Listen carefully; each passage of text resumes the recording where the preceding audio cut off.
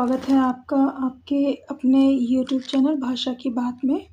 कक्षा 11वीं हिंदी कोर का जो अगला पाठ है, पाठ 5, भवानी प्रसाद मिश्र द्वारा रचित लिखित घर की याद। और ये पाठ उन्होंने ये कविता उन्होंने अपने जेल प्रवास के दौरान लिखी थी। लेखक का जीवन परिचय से कुछ इशारा ज़रूर मिल जाएगा कि उन्होंने किस कंडीशन में ये कविता लेखन किया होगा।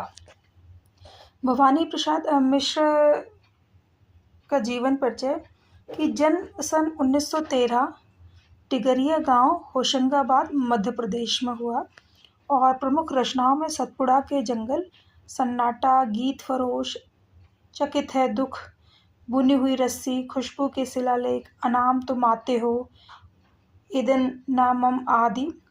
और प्रमुख सम्मान में साहित्य अकादमी, मध्य प्रदेश शासन का शिखर सम्मान और दिल्ली शासन का गालिब पुरस्कार एवं पद्मश्री से अलंकृत है। और मृत्यु सन 1985 में इनकी मृत्यु हो गई थी। ये देखिए ऊपर भवानी प्रसाद मिश्र की रचनावली में से लिया गया है ये पंक्तियाँ, ये दोहा। कुछ लिख के सो, कुछ पढ़ के सो, तो जिस जगह जागा सवेरे उस जगह से बढ़ के सो। मतलब क्या कहने का प्रयास कर रहा है कि कुछ लिख के सो, कुछ पढ़ के सो। ज़िंदगी में कुछ ना कुछ करते रहना चाहिए। वो जिस जगह जागा सवेरे, जिस जगह जागा मतलब जिस सपने को बुन करके तुम जागे हो, उससे और बड़े सपनों को देखना है, बुनना है, मतलब कार्यान्वयन करना है उसका। आगे बढ़ते हैं। और इन्होंने इनकी सहज लेखन और सहज व्यक्तित्व का नाम है भवानी प्रसाद मिश्र। कविता और साहित्य के साथ साथ राष्ट्रीय आंदोलन में जिन कवियों की सक्रिय भागीदारी थी उनमें ये प्रमुख हैं। गांधीवाद पर आस्था रखने वाले मिश्र जी ने गांधी वाडम्य के हिंदी खंडों का संपादन कर कविता और गांधी जी के बीच सेतु का काम किया। सेतु मतलब ब्रिज। भवानी प्रसाद मिश्र की कविता हिंदी की सहज लय की कविता है। इस सहजता का संबंध गांधी के चरखे की लय से भी जुड़ता है, इसीलिए उन्हें कविता का गांधी भी कहा गया है। मिश्र जी की कविताओं में बोलचाल के गद्यात्मक से लगते वाक्य विन्यास को ही कविता में बदल देने की अद्भुत क्षमता है। इसी कारण उनकी जो कविता है वो गांधी से ओतप्रोत है। तो कविता सहज और लोक के अधिक करीब है। भवानी प्रसाद मिश्र जिस किसी विषय को उठाते हैं उसे घरेलू बना लेते हैं। आंगन का पौधा, शाम और दूर दिखती पहाड़ की नीली चोटी भी जैसे परिवार का एक अंग हो जाती। वृद्धावस्था और मृत्यु के प्रति भी एक आत्मीय स्वर मिलता है। उन्होंने प्रौढ़ प्रेम की कविताएं भी लिखी हैं जिनमें उद्दम श्रृंगारिकता की बजाय सहजीवन के सुख दुख और प्रेम की व्यंजना है। नई कविता के दौर के कवियों में मिश्र जी के यहाँ व्यंग और क्षोभ भरपूर है, किंतु वह प्रतिक्रियापरक न होकर सृजनात्मक है। गांधीवाद पर आस्था रखने के कारण उन्होंने अहिंसा और सहनशीलता को रचनात्मक अभिव्यक्ति दी है। अब घर की याद का थोड़ा सा इंट्रो यहाँ पे दिया हुआ है कि घर की याद कविता में घर के मर्म का उद्घाटन किया है कि घर का क्या महत्व है हम सबके जीवन में, माता पिता का क्या महत्व है, रिलेशंस का क्या महत्व है। कवि को जेल प्रवास के दौरान घर से विस्थापन की पीड़ा सालती। विस्थापन मतलब अपने घर से दूसरे प्लेस पे वो गए। कवि के स्मृति संसार में उसके परिजन एक एक कर शामिल होते चले जाते हैं। घर की अवधारणा की सार्थक और मार्मिक याद कविता की केंद्रीय संवेदना है। बढ़ते हैं कविता की तरफ। घर की याद। देखिए, घर की याद।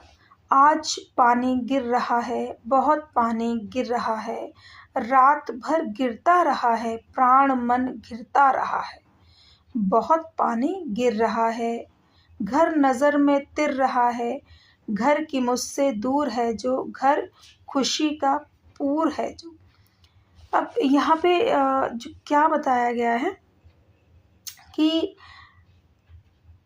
जो भवानी प्रसाद मिश्र हैं वो जेल में हैं। जेल प्रवास के दौरान उन्होंने ये कविता लिखी।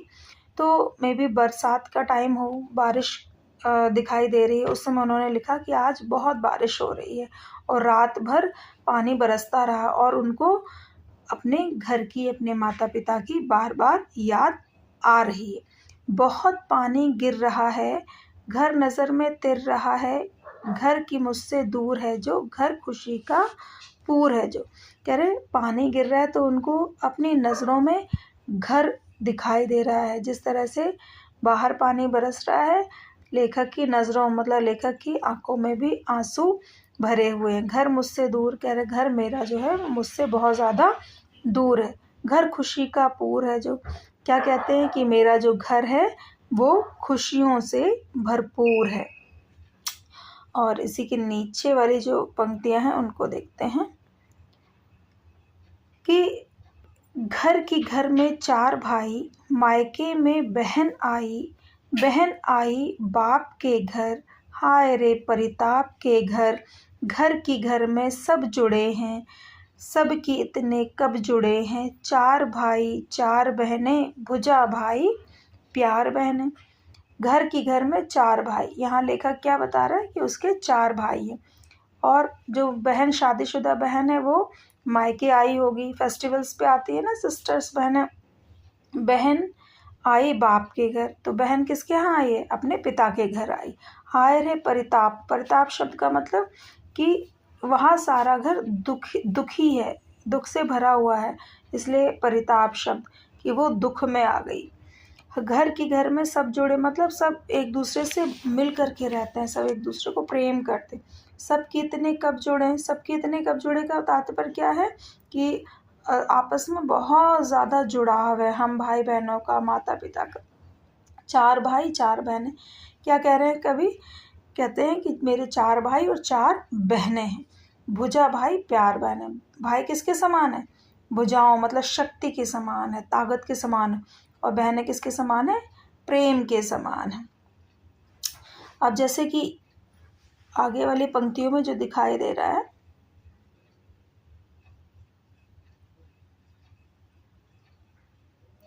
पढ़ते हैं आगे।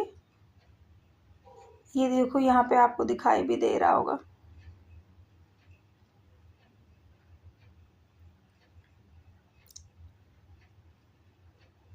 जहाँ पे लेखक, ओके देखिए, और आगे फिर क्या कह रहे हैं, और माँ बिन पढ़ी मेरी, दुख में वह गढ़ी मेरी, माँ की जिसकी गोद में सिर, रख लिया तो दुख नहीं फिर।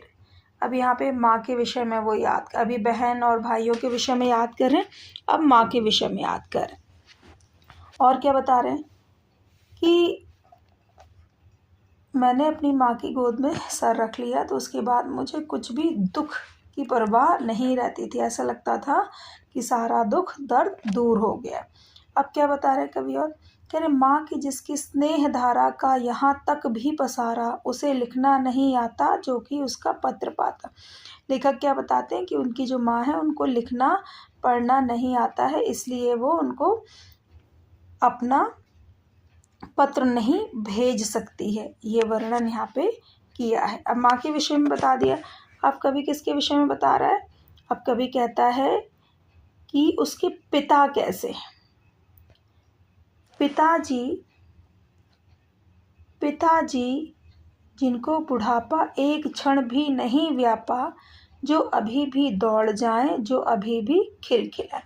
मतलब पिताजी कैसे, बड़े एक्टिव पिताजी हैं और हमेशा इतने कार्यरत रहते हैं, व्यायाम करते हैं, काम करते हैं, तो हमेशा एज में भी वो ऐसे लगता है कि यंग आदमी की तरह काम कर रहे हैं। जो अभी भी दौड़ जाए मतलब कोई भी काम होता है दौड़ दौड़ के करते हैं, जो अभी भी खिलखिला करके वो काम करते थे। लेकिन मौत के आगे ना हिचके, मतलब कैसी भी कठिन परिस्थितियां आ जाएं उनके आगे मेरे पिताजी डरते नहीं। शेर के आगे ना बिचके, मतलब शेर जैसी परेशानियां, मतलब सामने एकदम पहाड़ जैसी परेशानियां खड़ी हुई हैं, प्रॉब्लम्स हैं, लेकिन वो कभी डरने वाले व्यक्ति नहीं थे। बोल में बादल गरजता, उनके बोल में हमेशा कॉन्फिडेंस रहता था, गर्जन रहती थी, कॉन्फिडेंस के साथ आत्मविश्वास रहता था। काम में झंझा लरसता, झंझा लरसता मतलब काम में वो अपने बहुत ज़्यादा एक्टिव थे, अपने पिता के व्यवहार का वर्णन कर रहे, अपने पिता की बातों का वर्णन कर रहे। अब देखिए, आज गीता पाठ करके दंड 260 करके खूब मुग्दल हिला लेकर मूठ उनकी मिला लेकर। क्या क्या उनके पिताजी कर रहे हैं देखिए। रोज सुबह का जो रूटीन है, आज गीता पाठ करना, दंड 160 करके कितने दंड कर रहे हैं, दंड 260, ठीक है, 260 दंड बैठक कर रहे हैं, एक्सरसाइज कर रहे हैं खूब मुग्दल, और मुग्दल को खूब एक्सरसाइज कर रहे हैं बाजुओं की, मूठ उनकी मिला लेकर, और क्या कर रहे हैं, बहुत एक्सरसाइज कर रहे हैं वो अपने आप को तंदुरुस्त रखने के लिए। जबकि नीचे आए होंगे, नीचे मतलब क्या है, वो सारे जो अपना घर है, अपना रूम है, उधर से या जो भी गार्डन जहाँ भी बना रखा वहाँ से नीचे आए होंगे। नैन जल से छाए होंगे, क्यों नैन जल से छाए होंगे, क्योंकि नीचे आते हुए आंगन में उन्हें अपने सारे बच्चे दिखाई दे रहे हैं, पर भवानी प्रसाद मिश्र उनको दिखाई नहीं दे रहे। कह रहे हाय पानी गिर रहा है घर नज़र में, फिर कभी यही कहता है कि हाय आज पानी गिर रहा है और मेरी नज़रों में मेरा घर तैर रहा है। चार भाई चार बहनें, भुजा भाई प्यार बहनें, खेलते या खड़े होंगे नज़र उनको पड़े होंगे। कह रहे मेरे भाई प्रेम है मेरा, और मतलब बहनें प्रेम है और भाई मेरी ताकत के समान है। मेरे चार भाई चार बहनें हैं। खेलते या खड़े होंगे, जो छोटे होंगे वो खेल रहे होंगे, जो बड़े होंगे वो खड़े होंगे, नज़र उनको पड़े होंगे, मतलब मेरे पिता ने उनको देखा होगा। तब पिता के मन में क्या भावना आई, वो यहाँ पर व्यक्त की है कवि ने। पिताजी जिनको बुढ़ापा एक क्षण भी नहीं व्यापा, रो पड़े होंगे बराबर पांचवे का नाम लेकर। ठीक है, कह रहे मैं उनका पांचवा पुत्र हूँ, बड़ा पांचवा पुत्र हूँ। पिताजी कह रहे पिताजी को बुढ़ापा व्यापा ही नहीं, बूढ़े लगते ही नहीं, क्योंकि वो इतनी एक्सरसाइज करते, अपने आप को तंदुरुस्त रखते, एक क्षण के लिए भी बुढ़ापा जिनको छू नहीं सकता। रो पड़े होंगे, क्यों रो पड़े होंगे, क्योंकि ये सारे लोग यहाँ खेलते या खड़े होंगे ना, तो पांचवा मतलब भवानी प्रसाद मिश्र उनको दिखाई नहीं दिया, तो उनका नाम लेकर बार बार वो रो पड़े होंगे। देखिए आगे एक पिक्चर भी दिया हुआ है आपकी किताब में, जो दिया ना कारावास, ये देखो लिखा हुआ है यहाँ पे कारावास। यहाँ पे इस तरह से लोग, पानी की ड्रॉप्स पड़े हुए हैं, बूंदे देखिए, यहाँ बहुत सारे लोग जेल में बंद हैं। ठीक, इस तरह से सिंपल सा पिक्चर एक दिया हुआ। आगे बढ़ते हैं कविता के। अब क्या कहते हैं, पांचवा मैं हूँ अभागा, जिसे सोने पर सुहागा, पिताजी कहते रहे हैं प्यार में बहते रहे। कह रहे मैं उनका पांचवा वो पुत्र हूँ जो सबसे अभागा हूँ, और जिसे मेरे पिता सबसे शुद्ध मानते हैं, सबसे बेहतरीन मानते हैं। कह रहे पिताजी कहते रहे, कह रहे मेरा सबसे बेहतरीन पुत्र है, मेरा सबसे डिसिप्लिन बच्चा है, प्यार में बहते, और ये कह कह करके वो मेरे प्यार में बहते रहे, मुझे प्यार करते रहे। आज उनके स्वर्ण बेटे सोने पे सुहागा, मतलब जो उनके चार पुत्र हैं ना, चार भाई हैं, वो उनके पिता को सोने जैसे लगते हैं, लेकिन सोने से भी बहुमूल्य सुहागे जैसे कौन लगता है, पांचवा पुत्र भवानी प्रसाद मिश्र। कह रहे आज उनके स्वर्ण बेटे लगे होंगे उन्हें हेटे, मतलब उन्हें चारों जो स्वर्ण बेटे हैं वो उनको बुरे लग रहे होंगे, मतलब उनमें मैं मुझे ना पा करके वो बहुत ज़्यादा दुखी हो रहे, क्योंकि मैं उन पर सुहागा, क्योंकि मैं उन सबसे प्यारा उनके लिए था। बंधा बैठा हूँ अभागा, मैं यहाँ पर तो जेल में बंधा बैठा हूँ। मुझे जेल प्रवास के दौरान ये कवि जो है वो सोच रहा है, विचार कर रहा है। और कवि क्या कह रहा है, कहता है वह तुम्हारा मन समझकर और अपनापन समझकर गया है, सो ठीक ही है, ये तुम्हारी लीक ही है। ये कौन कह रहा है, ये वक्तव्य माँ कह रही है। माँ ने जब देखा होगा कि जो भवानी प्रसाद मिश्र उनके पिता या उनके पति माँ के वो आंखों में आंसू भर के रो रहे हैं, तब उन्होंने कहा कि वह तुम्हारा मन समझकर, कह रहे वो बड़ा पुत्र है ना, तुम्हारा बड़ा सम्मान करता है, इसलिए तुम्हारा मन समझकर अपनापन, तुम्हारे कर्तव्य पथ पे चलने के लिए, या कर्तव्य पथ मतलब लीक, कि तुम्हारी जो लीक है, परंपरा है कि तुम्हें देश हित के लिए कदम से कदम मिला करके चलना है, तो इसलिए तुम्हारी ही लीक, तुम्हारी ही परपाटी है, तुम्हारे ही नक्शे कदम पर वो गया है। पाँव जो पीछे हटाता कोख को मेरी कह रहे अगर वो पाँव पीछे हटा लेता और असहयोग आंदोलन में गांधी जी के साथ ना जाता तो कोख को मेरी ले जाता। मतलब क्या कहता कि कैसी माँ ने जन्म दिया है। इसी हमारी भारत भूमि में इसी प्रकार का है ना, जो शहीद हो जाते, कहते किस कोख से जन्म लिया इतने वीर पुत्र ने। इस तरह से, इस तरह हो न कच्चे, कौन कह रहा है?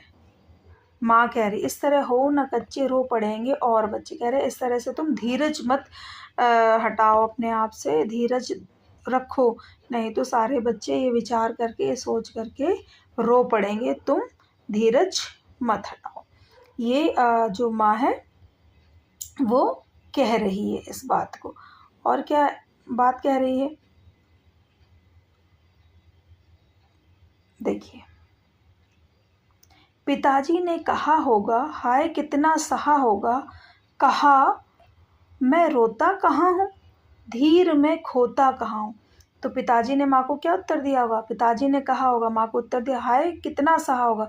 उन्होंने अपने मन को कितना समझाया होगा कि मैं रोता नहीं हूँ, धीरज में खोता नहीं, मैं बहुत स्ट्रांग हूँ।